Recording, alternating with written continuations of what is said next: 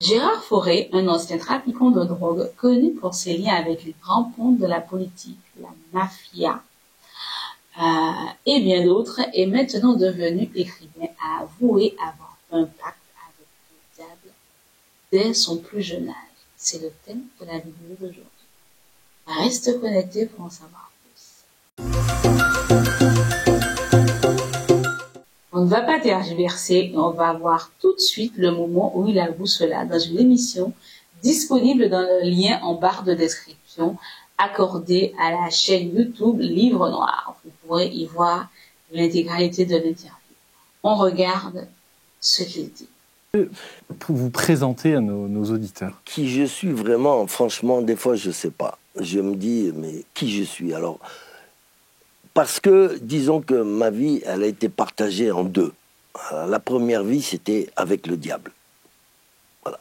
J'ai fait, sans le savoir, dès l'âge de 5 ans déjà, hein, j'ai fait sans le savoir un pacte avec le diable. Et j'étais diabolique, mais vraiment diabolique. Moi-même, quand j'y pense, quand je pense à ce que j'ai pu faire dans le passé, je me dis, mais comment on peut être comme ça et devenir comme ça? Maintenant, je pense avoir fait un pacte avec le bon Dieu. Ou alors, oui, je suis revenu dans la normale. Hein. Normalement, on n'est pas né pour être diabolique, pour être méchant.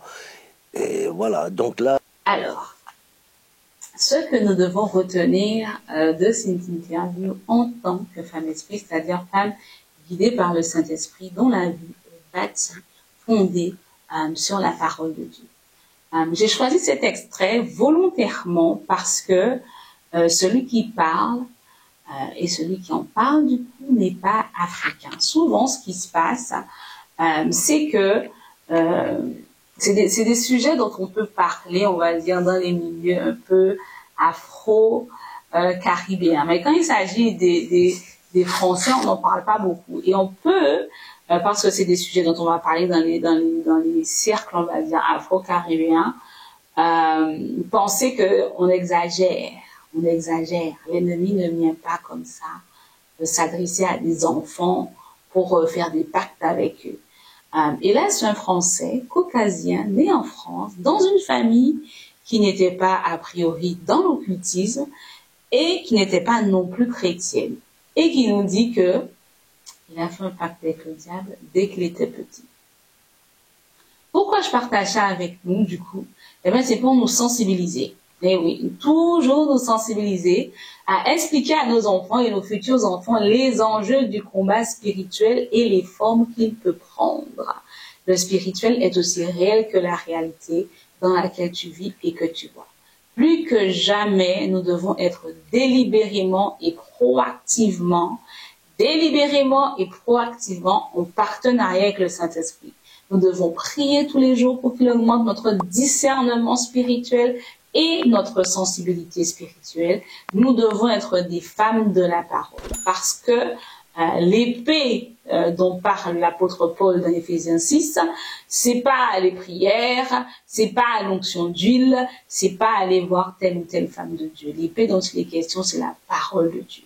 Donc si Dieu te met à cœur de, par exemple, revenir à ton premier amour, tu es une maman, tu es une jeune femme, une jeune fille d'ailleurs, et tu as conscience que c'est important de passer plus de temps dans la parole de Dieu, de l'étudier au regard de tout ce qui se passe et pour te préparer également pour ta future famille et pour pourquoi pas tes enfants, tes neveux, tes nièces ou tes petits-enfants.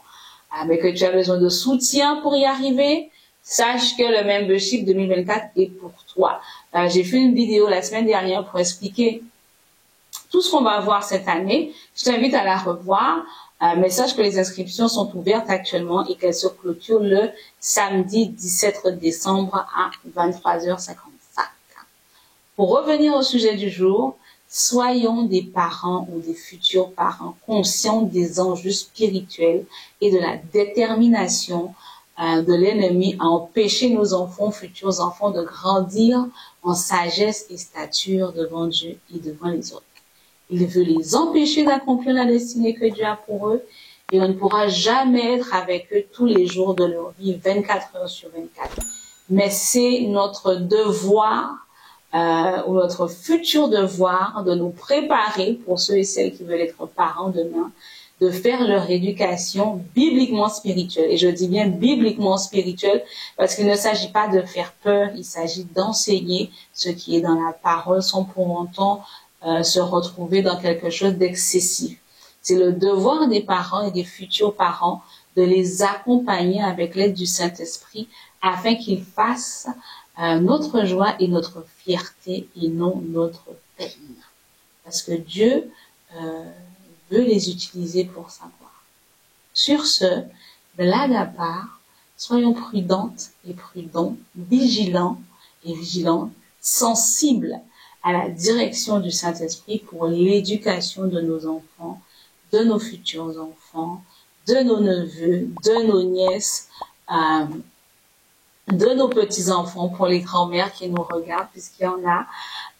Soyons impliqués et utilisons l'influence que le Seigneur nous a donnée avec eux pour être des personnes qui leur sauveront la vie, ou que dont Dieu sauvera la vie à cause du fait qu'on a obéi, qu'on a prié pour nous, qu'on a fait preuve de sensibilité spirituelle, qu'on leur a enseigné, qu'on les a éduqués et qu'on a ouvert leurs yeux sur la réalité du monde spirituel sans pour autant verser dans quelque chose de sordide ou de trop effrayant, parce que la vérité, c'est que Dieu est tout-puissant. Amen. On se voit mercredi prochain à 19h pour la prochaine vidéo sur Femme Esprit TV. Sois là, moi j'y serai. À mercredi. Bye bye.